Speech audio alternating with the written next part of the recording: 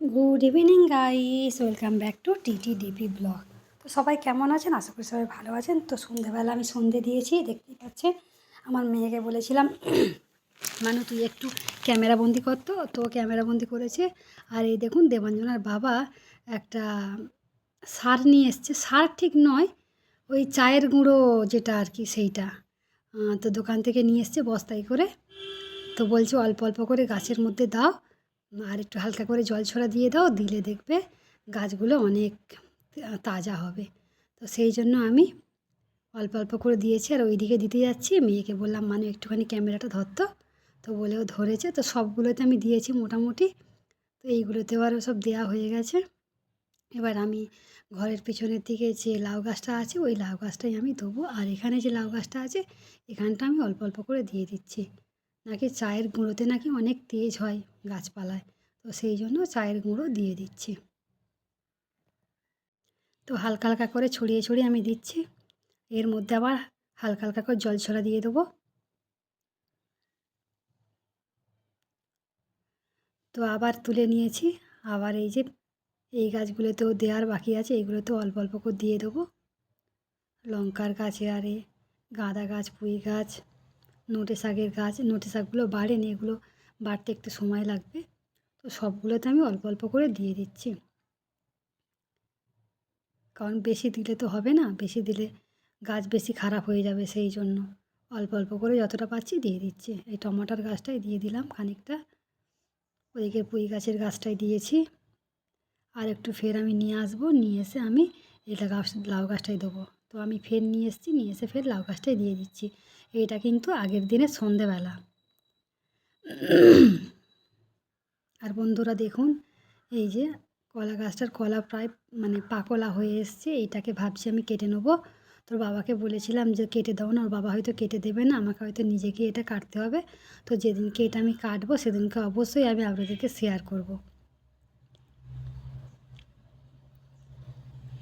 তো গাছগুলোতে হালকা হালকা করে জল দিয়ে দিচ্ছি।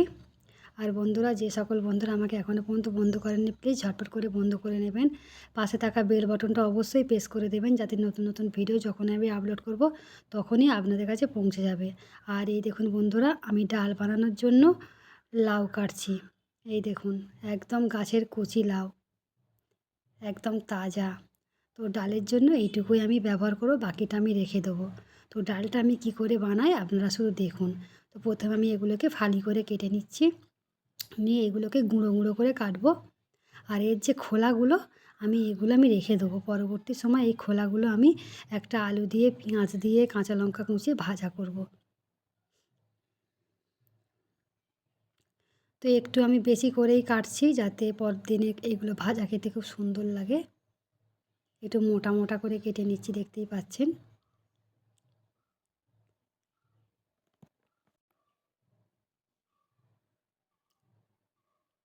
তো এইগুলোকে পাতলা পাতলা করে কেটে আমি গুঁড়ো গুঁড়ো করে নেবো, যেমন আলু ভাজা কাটে গুঁড়ো গুঁড়ো করে, ওইরকম করে কেটে কুচিয়ে নেবো। আপনারা দেখলে অবশ্যই বুঝতে পারবেন। আর বন্ধুরা, যদি এইরকম করে সত্যি ডাল বানিয়ে খান, আমি কথা দিচ্ছি দারুণ টেস্টি হয়, দারুণ টেস্টি। এই দেখুন একদম গুঁড়ো গুঁড়ো করে কাটছি। একদিন খেয়ে দেখুন, আপনারা বুঝতে পারবেন যে সত্যি আমি যে কথাটা বলেছি সেটা 100%। রুটি দিয়ে খেতে পারেন, ভাত দিয়ে খেতে পারেন, ভালোই লাগবে খেতে।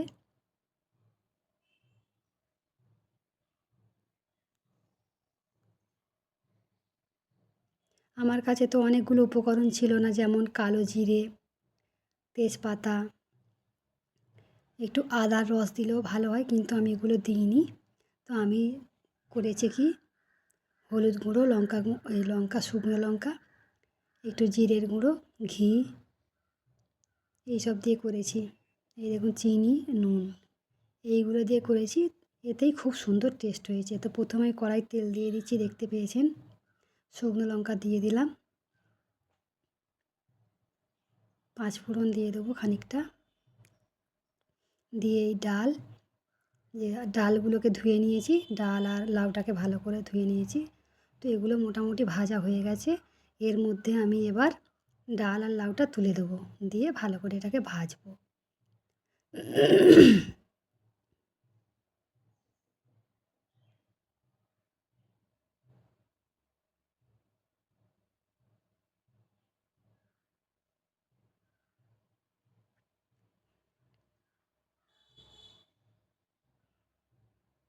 তো ক্যামেরাটা এক হাতে ধরার জন্য কড়াটা বারবার ঘুরে যাচ্ছে, নাড়াচাড়া করতে অনেকটাই অসুবিধা হচ্ছে। তো সেই জন্য আমি ক্যামেরা বন্ধ করে করে করেছি। আর এদিকে দেখুন গিমে শাকটা ভেজে রেখেছি, আলু সেদ্ধর মধ্যে মাখাবো। এটা খুব ভালো লাগবে খেতে। আর এই দেখুন ডাল আর লাউটা মোটামুটি ভাজা ভাজা হয়ে এসছে। তো এর মধ্যে আমি এবার মশলাগুলো দিয়ে দেবো। এই যে জিরের গুঁড়ো, হলুদের গুঁড়ো, নুন আর চিনি পরিমাণ মতো। তো এগুলো দিয়ে আমি ভালো করে নাড়িয়ে চাড়িয়ে দেবো। তো আপনারা দেখলেই বুঝতে পারবেন যে কড়াটা কতটা ঘুরে ঘুরে যাচ্ছে। কিছু করার নেই বন্ধুরা, আমার তো স্ট্যান্ড নেই, যার কারণে আমি হাতে ধরে রেখেই ক্যামেরাটা করছি। এক হাতে ক্যামেরা আর এক হাতে খুন্তি চালাচ্ছি। তো দেখুন মশলাটা মোটামুটি ভালো করে ভাজা হয়ে গেছে। তো এবার আমি কী করবো, দেখি প্রেসার কুকার বসিয়ে দিয়েছি। প্রেসার কুকারে আমি জল দিয়ে দেবো। তো দেখুন আমি পুরো ডালটা এর মধ্যে দিয়ে দিয়েছি, দিয়ে আবার পরিমাণ মতো ঘি দিচ্ছি। দিয়ে আমি প্রেসার কুকারের ঢাকনা দিয়ে আমি কমসে কম 4 থেকে 5টা সিটি দিয়ে দেবো।